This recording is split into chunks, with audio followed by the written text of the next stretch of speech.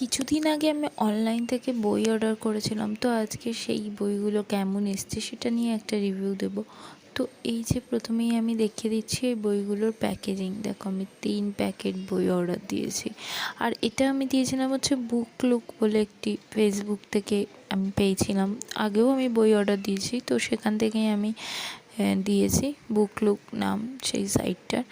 তো ওরা মোটামুটি আমাকে 2-3 দিনের মধ্যেই বইগুলো ডেলিভারি দিয়ে দিয়েছে। 5-6 দিন লাগবে বলেছিল, তো 2-3 দিনের মধ্যেই সব বইগুলো আমি ডেলিভারি পেয়ে গেছি। আর এই প্যাকেজিংটা আমার এত ভালো লেগেছে। ওদের আগেও যখন দিয়েছিল এরকম সুন্দর করেই প্যাকেট করে বইগুলো পাঠিয়েছিল।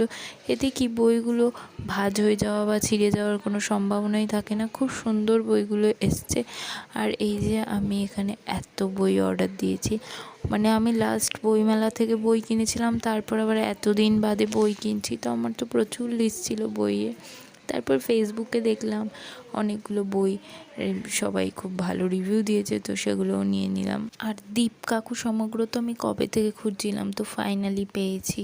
এই বইগুলো তো প্রিন্টই হচ্ছিল না। আর এই বইটা দেখো বাবা, এই ফটোটা কত ভয়ঙ্কর, সেটাই দেখাচ্ছিলাম।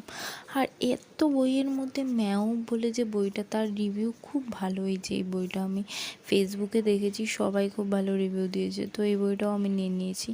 আর এই যে দেখো, আমি সব দেখাচ্ছি আমি কতগুলো বই নিয়েছি। তো এখন আমি এই বইগুলো পড়বো আর তোমাদের সাথে দেখাবে নতুন ব্লগে। টাটা।